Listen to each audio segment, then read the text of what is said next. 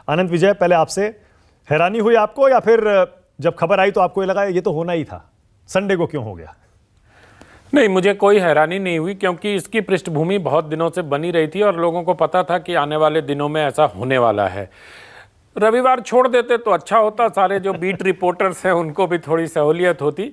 लेकिन अजीत पवार साहब को अगर आप देखें तो किसी दिन सुबह 6 बजे ले लेते हैं, किसी दिन दोपहर 3 बजे से। रविवार की जब पूरा देश अलसाई हुई सी नींद में सो रहा था, तब महाराष्ट्र में राजनीति में इस प्रकार का हुआ। और मुझे कोई हैरानी नहीं हुई क्योंकि शरद पवार की राजनीति को अगर 1978 से ट्रेस करूं तो शरद पवार की राजनीति इसी ढर्रे पे चलती रही है। हमेशा से शरद पवार इसी तरह की गोटियां सेट करते रहे और वो जब करते 78 में बसंत दादा पाटिल के साथ उन्होंने जो किया, आज उनके साथ उनके भतीजे ने कर दिया। तो अगर वो देखें, अभी मैं आपको दिखा रहा था इलस्ट्रेटेड वीकली का एक कवर 1990 का था, जिसमें कवर पे छपा था क्या पवार कांग्रेस को तोड़कर अलग हो जाएंगे।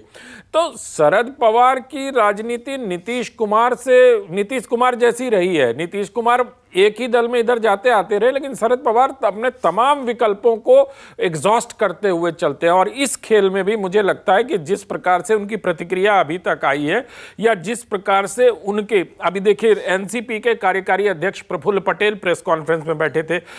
एनसीपी के जो ट्रेजरर हैं अनिल तटकरे, उनकी पुत्री ने मंत्री पद की शपथ ली और अनिल तटकरे राजभवन में मौजूद थे। तो अध्यक्ष और सुप्रिया सुले भी उस मीटिंग में थी, और सुप्रिया सुले उस मीटिंग में थी। तो अगर अब मैं पूरे घटनाक्रम को देखता हूं तो मुझे कई बार लगता है कि कहीं ना कहीं एक मौन स्वीकृति या सहमति शरद पवार की है कि भतीजे तुम यहां की राजनीति करो, बेटी को अपना वो दे दिया, तो दोनों को उन्होंने सेट किया। लेकिन एक महत्वपूर्ण बात मुझे देखने को मिल रही है जिसका बहुत दूरगामी असर होगा, वो कि परिवारवाद की राजनीति करने वाले जो दल हैं वो अगर योग्य लोगों को छोड़कर अपनी पुत्र मोह या पुत्री मोह में पड़ते हैं तो महाराष्ट्र में 2 केस ऐसे हो गए। शिवसेना में भी यही हुआ। अगर राज ठाकरे को दिया गया होता तो तस्वीर कुछ और बदलती। उन्होंने पुत्र मोह में आके उद्धव ठाकरे को दिया, जो राजनीतिक तौर पर राज ठाकरे से थोड़े कमजोर माने जाते हैं। उसी प्रकार से अगर आप एनसीपी का देखिए तो सुप्रिया सुले की वो पकड़ महाराष्ट्र की राजनीति में नहीं है जो अजीत पवार जी की है, ऐसा माना जाता है। और मास लीडर है ही नहीं, सुप्रिया सुले तो पिता के क्षेत्र से सांसद बनती रही हैं और संसद में भी उनकी छवि एक इलीट सांसद के तौर पर ज्यादा है। उन लोगों का एक अपना, जिसको खान मार्केट गैंग तो सांसदों का नहीं कह सकते, लेकिन वो खान मार्केट में ज्यादातर देखे जाते हैं। ऐसे सांसदों के साथ सुप्रिया सुले रहती हैं।